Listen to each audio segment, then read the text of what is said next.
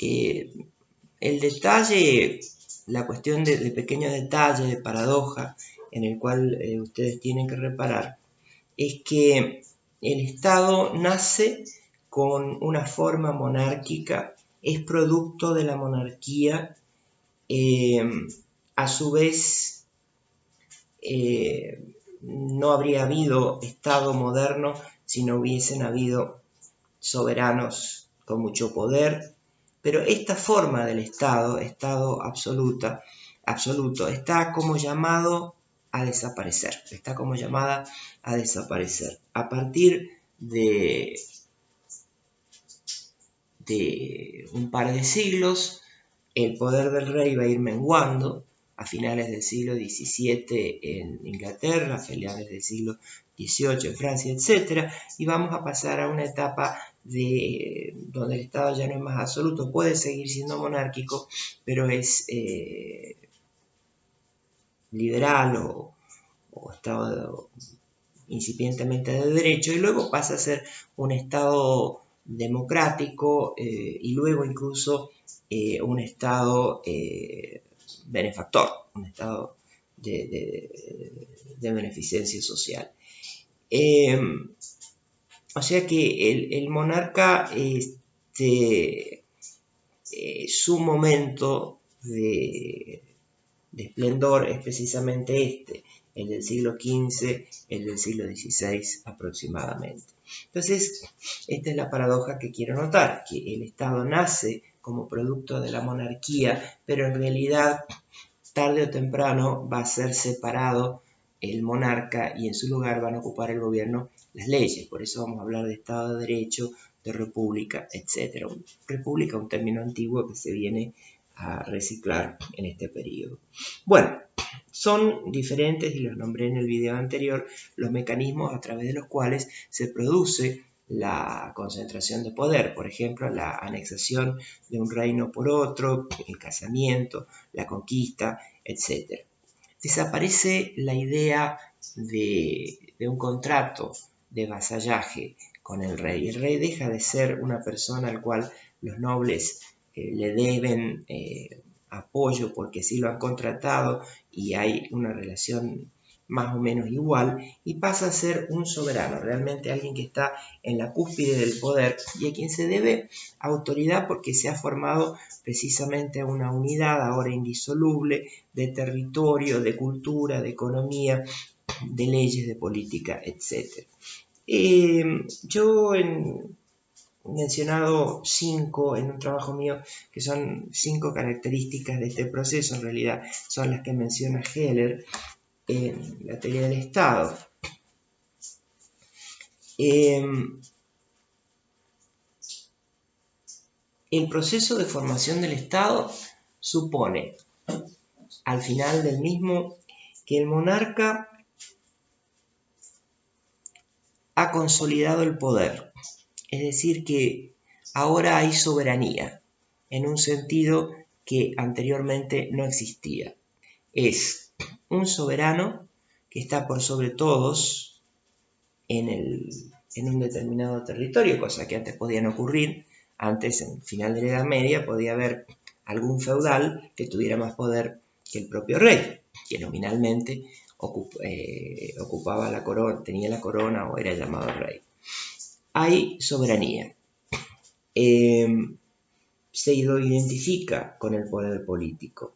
El rey logra independencia tanto interna como externa, rompiendo a un mismo tiempo con las autoridades del emperador y el sumo pontífice. Bueno, está claro que había también en aquella época una iglesia y cuya cabeza estaba en Roma. El imperio al que me refiero es el Sacro Imperio Romano Germánico, que tiene sus orígenes en el finales del primer milenio de la historia, y que también tenía cierto carácter nominal, pero no obstante todos los reyes le debían algún tipo de respeto o de vasallaje. Acá el rey no solamente, como hemos mencionado anteriormente, se va a independizar de los poderes inferiores adentro del Estado, sino hacia afuera se va a independizar tanto del emperador como del sumo pontífice. y va a concentrar una serie de facultades que antes eran compartidas entre los feudos, entre los feudales. Esta idea de estar por sobre, de tener la facultad de dar y quebrantar la ley, de no estar bajo el derecho, de no estar bajo ningún poder político, es precisamente lo que mejor explica en un libro parte aristotélico y en parte cuasi contractualista, Juan Bodino, Los 6 libros de la República, al cual me referí en el video anterior. Entonces, la primera característica es la formación de un polo o un núcleo del poder al cual vamos a llamar soberano o detentador de la soberanía. Pero acá con una característica, que el soberano es el que tiene el poder dentro del Estado, pero al Estado también se lo llama soberano, porque el Estado está convirtiéndose en independiente y autónomo de otros estados. Algunos autores en el siglo XX hablaron, en la tradición de la teoría del Estado, de soberanía del Estado y soberanía en el Estado. La soberanía del Estado es la independencia que tiene el Estado y la autonomía que tiene el Estado de otros poderes. Soberanía en el Estado es la que le corresponde a quien ejerce el máximo poder, y luego se va a decir la capacidad de dar la Constitución. Entonces, primer característica, un proceso que va a arrojar la figura de la soberanía. Si han entendido esto, lo demás es bastante fácil. Lo segundo que vamos a notar es que esta nueva entidad que ha nacido precisa de leyes para gobernar, o que, dicho de otra manera, gobierna con carácter general, no da mandatos a los particulares, a los súbditos, sino que da mandatos generales, y a esos mandatos generales se los entiende como leyes. Hemos entrado en una etapa, en esta primera etapa, siglo XV-XVI, formación del Estado, Estado absoluto, de lo que llamaríamos un gobierno de leyes, que es el antecedente de lo que luego va a ser un gobierno de derecho. Hay una diferencia, no es el momento de explicarla. El gobierno, el Estado de Derecho o el gobierno de derecho supone el reconocimiento de derechos fundamentales y supone que el soberano dentro del Estado está atado por el derecho. El gobierno de leyes, el Estado de leyes, simplemente, como lo pensó Bodino, es el gobierno que necesita para gobernar la forma de la ley, aunque no tenga los límites tan precisos y no haya una idea de derecho identificada con procedimentalidad, identificada con justicia, etcétera, con constitución, que haya que respetar. Pero sin leyes no habría este Estado, porque no se podría manejar, no se podría regular.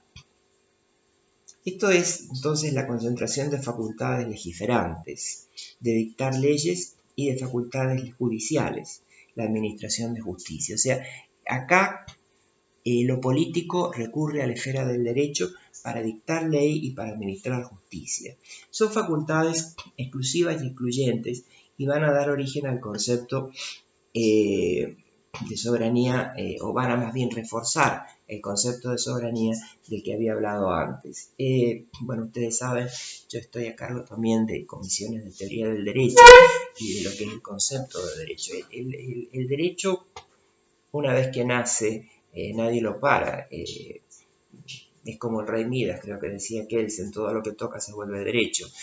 Se vuelve también autónomo.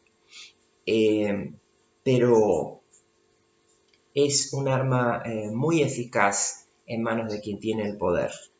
Hacerse entender en términos jurídicos, que no significa lo mismo que hacerse entender en términos justos o con derechos previos o fundamentales, es fundamental para cualquier Estado. Aún los totalitarismos, aún las dictaduras, etc., siempre van a usar leyes, y cuando se le da a un acto el nombre de acto legal o acto de acuerdo con las leyes, es como que se lo respeta, o como que adquiere esta característica de oro, esta característica de juricidad que impone obediencia. O sea, el derecho no solamente organiza, el derecho produce obediencia. En tercer lugar, el monopolio de las Fuerzas Armadas. En la Edad Media los ejércitos no eran permanentes, solían ser rentados, por ejemplo, ser rentados a países que se dedicaban o a familias o regiones o pueblos que se dedicaban a formar ejércitos para alquilarlos. Normalmente los suizos hacían eso.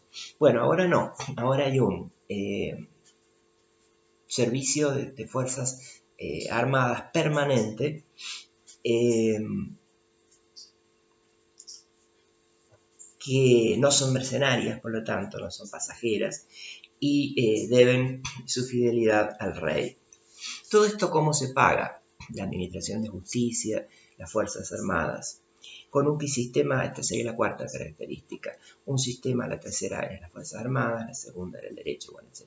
Se trata de un sistema de recaudación de tributos, impuestos, servicios, etc., de base territorial, pero con excepciones personales. Esto, claro, todavía ustedes no entienden la diferencia entre lo territorial y lo personal. Pagar territorialmente significa que por el hecho de pertenecer a un territorio uno paga un impuesto, versus la idea de que por el hecho de tener un estatus personal de cualquier clase que sea, uno está obligado a pagar. En la Edad Media, simplemente, pues, se puede entrar en mucho detalle, la cantidad de impuestos que había era mucha, era pesada, y era bastante engorroso saber a quién le debía uno. Y unas veces alguno tenía que pagar dos veces, a un monarca y a un feudal. Muchas veces uno, volviendo a lo legal, se tenía que casar dos veces. El matrimonio en un condado no era lo válido en otro, etcétera, etcétera. O no, si no se casaba dos veces, sabía que en uno era casado y en el otro era concubino. Y bueno, lo más interesante tal vez en términos del proceso de racionalización, lo que muestra más el proceso de racionalización que esto importa, es que el rey cuenta con una burocracia o cuerpo profesional de funcionarios dedicados a atender los asuntos del Estado. Esto es particularmente una manifestación, del carácter racional o racionalizante que signa el advenimiento del Estado moderno.